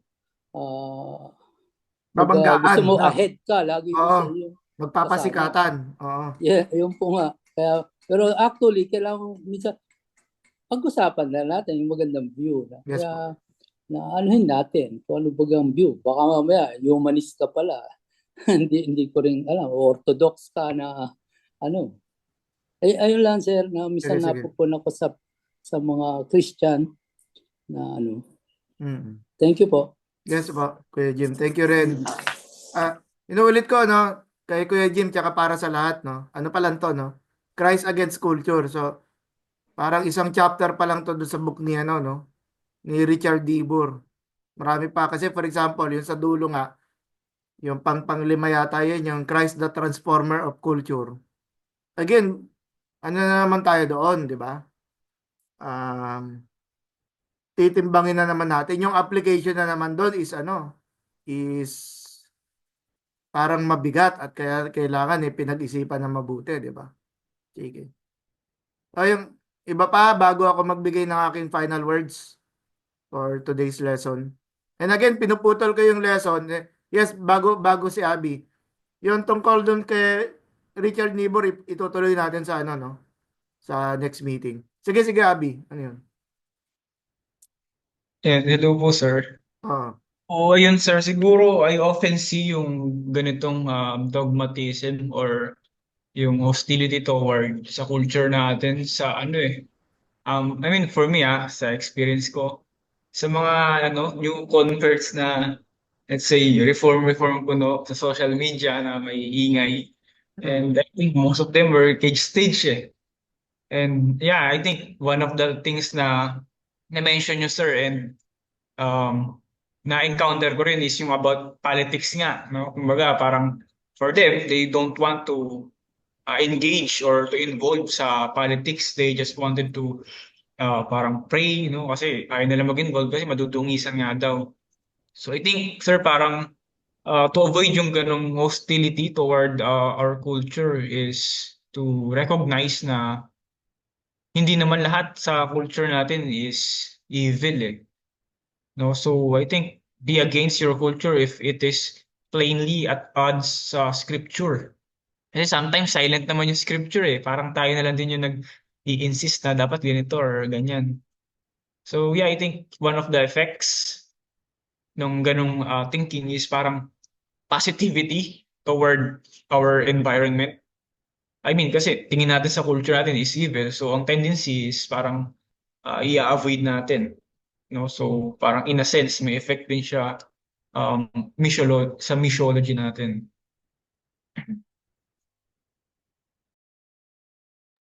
Sige, thank you. Thank you sa ano, no, yung pag-connect, no, yung sa what's happening on the ground, no, with regard to sa ating discussion. Sige. Thank you. Okay, kung wala na, di ito na lang aking masasabi na yung kasi yung nasabi ni Kuya Jim na napaisip din ako kasi papunta yun doon sa sineset natin na goals na bakit ba tayo nag-aaral, di ba? Bakit ba natin ito pinag-aaralan dito? No? Kung ang kabilang side, ipopromote mo yung sarili mong kampo, yung grupo mo, sasabihin mo ikaw yung tama. Yung sa kabila naman, wag na lang natin pag-usapan si God para hindi tayo magtalo-talo, di ba? So, ano doon? Ang isang naisip ko diyan habang ano no, again class no, ngayon ko lang ito tinuro ang contextualization. Tapos during my time whether sa bachelor's ko o sa master's level, hindi ako nagkaroon ng ano ng klase na kagaya nitong contextualization or what. Pero ang isang ini-establish natin na goal dito, ewan ko kung nakita ko na ito ahead of time o nakita ko na before pero mas naisip kong ma-concretize ngayon is ma-build yung conviction natin. Okay? Maka-build up tayo ng personal conviction. Na yung personal conviction na yun is a result of interaction, observation. And again, when you say observation, merong tayo ding check and balance, no? Na kung saan na-evaluate natin na parang may mali dun sa ating paniniwala. And again, it takes a lot of courage to accept na merong mali. 'Di ba? Kaysa sabihin mo na lang na dito sa amin it's a perfect church, no? Everything is really positive. Kaya dapat manghikayat kayo. Pumunta kayo sa amin. O di ang bagsak na naman natin na para tayong colonizer. Na kagaya ng pinag-aralan natin na dun sa mga previous meetings. And ano 'yon? Sa akin hindi siya God glorifying kung ganoon. Hindi God glorifying. Mas bigyan tayo ng ano ng humility ng Lord, no? Ayan naman nagpe-preach na naman tuloy ako. Bigyan tayo ng sense ng ano na bigyan tayo ng ano yung maging part natin na maging sensitive tayo doon sa mga kinabibilangan ng ibang tao. At wag tayong mag-asta na tayo yung pangalawang Holy Spirit, no? Na yung espiritu ng Diyos sa lugar lang natin kumikilos, no? At hindi sa mga lugar nila. Okay, so thank you. Thank you class sa ano no, yung again, marami akong mga expectation na biglang nababago. Dahil doon sa takbo ng usapan, ayokong i-patronize yung discussion. Nakita ko na ano, kailangan na meron tayong room for for yung poses, no, poses. At yun. Sige, see you next meeting. Magbibigay ako ng reading sa inyo ha. Again, yung reading, I hope kaya nga siya reading para basahin. Hindi na yung para gumawa pa ako ng checklist na nabasa nyo ba? Ano, sa NT survey kasi at saka sa Biblical Theo meron ganun Nabasa mo ba yung reading? Yes, yes po. Lalagay yung check, kailangan mo nabasa. Ito bibigay ko kasi syempre gusto natin maging ma-incorporate yung mga ideas na nakikita natin sa usapan at saka sa mga nababasa. Okay, so adios, no?